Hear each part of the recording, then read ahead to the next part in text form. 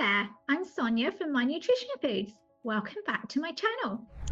Now, ever had a kitchen disaster so epic it changed your life? My first attempt at gluten-free rye bread was exactly that. A messy, dense lump destined for the trash. But that moment of failure led to an unexpected journey that changed everything. Now, it's no secret that I love Ezekiel bread. In fact, I have a video on this called Revolutionize Your Meals with these dairy-free sandwich recipes. But gluten-free rye bread is next on my list, the star in my Reuben sandwich. Growing up, rye bread was a staple in our home. That dense, flavorful loaf was the foundation of countless sandwiches. Then came the diagnosis of celiac disease. I thought I'd said goodbye to rye forever. But as I scraped that gluey mess into the bin, my eyes landed on a bag of gluten-free rye flour. A thought sparked. If people made bread for thousands of years without modern wheat, surely I could figure out a gluten-free version of my beloved rye. With nothing left to lose, I decided to try again. I measured out the gluten-free rye flour, mixed it with a blend of other gluten-free flours, added the yeast and hoped for the best. The result? A loaf that, while not perfect, was surprisingly tasty and wonderfully reminiscent of the rye bread I'd been missing. It was a small victory, but it felt monumental. This became my comfort rye. It included 1 cup of gluten-free rye flour, 1 cup of gluten-free all-purpose flour blend, xanthan gum, yeast, caraway seeds, salt, warm water, olive oil, and maple syrup. My KitchenAid stand mixer made mixing effortless. The first time I pulled that golden brown loaf from the oven, the aroma brought tears to my eyes. It wasn't just bread. It was a piece of my past I thought I'd lost. The first bite was pure joy. The familiar tang of rye, the crunch of caraway, it was all there. Now, there were a few challenges along the way. Some people questioned why I would make gluten-free rye bread. They wondered if it would taste like traditional rye bread and if it was worth the effort. But the health benefits I experienced from going gluten-free were clear. Improved digestion, better sleep, and clearer skin. These benefits motivated me to continue experimenting with gluten-free alternatives to my favorite foods. My next experiment? Savory surprise, rye meets rosemary. This loaf used gluten-free rye, gluten-free all-purpose blend, xanthan gum, yeast, but this time fresh rosemary instead of caraway, along with salt, water, olive oil, and honey. Precise measurements are crucial in gluten-free baking. A good food scale is a game changer. The first slice of this bread was a revelation.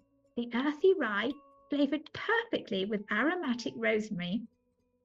I started bringing it to gatherings, and the surprised exclamations, "This is gluten-free?" were music to my ears. My skeptical aunt even asked for the recipe on the spot. My confidence grew, and I experimented further. Craving something sweet, I created my favorite breakfast treat, sweet success, cinnamon raisin rye. Again, gluten-free rye, gluten-free all-purpose blend, xanthan gum, yeast, salt, water, coconut oil, and maple syrup, but this time cinnamon and raisins for sweetness. This bread was a game changer. The sweetness of the raisins and warmth of the cinnamon perfectly complemented the rye.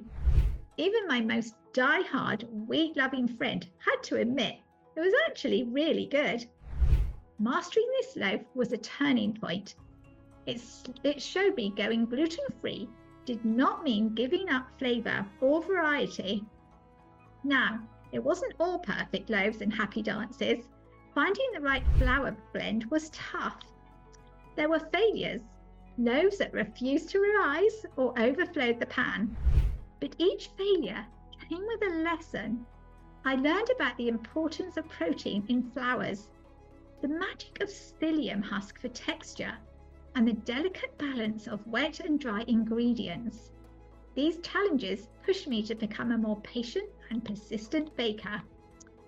As my 30-day challenge ended, I realized it impacted more than just baking. There was improved health, energy soared, digestive issues were gone, newfound confidence from mastering a challenge, a creativity boost that spilled into other areas of my life, stronger connections sharing recipes, mindful eating, reading labels more carefully, even sustainable habits, buying in bulk, composting, and surprisingly, emotional well-being. Baking became a form of stress relief. I didn't want to keep this knowledge to myself. I started a blog to share my recipes, connecting with a wonderful gluten-free community. I even started hosting baking workshops. Watching others discover the joy of homemade gluten-free rye brought immense joy. So I want to turn the spotlight on you. Maybe you're new to gluten-free, feeling overwhelmed, or maybe you're just looking for inspiration. I invite you to give gluten-free rye bread a try. Start small, pick up some gluten-free rye flour. If you're new or short on time, a bread maker like the Zoji Rushi Home Bakery Virtuosa Plus can be a lifesaver. It takes the guesswork out and produces fantastic gluten-free loaves. It even has specific gluten-free settings and dual kneading blades for great results. Remember, this journey isn't about perfection. It's about progress, curiosity, and being open to possibilities. Yes, there will be failures, but there are opportunities to learn.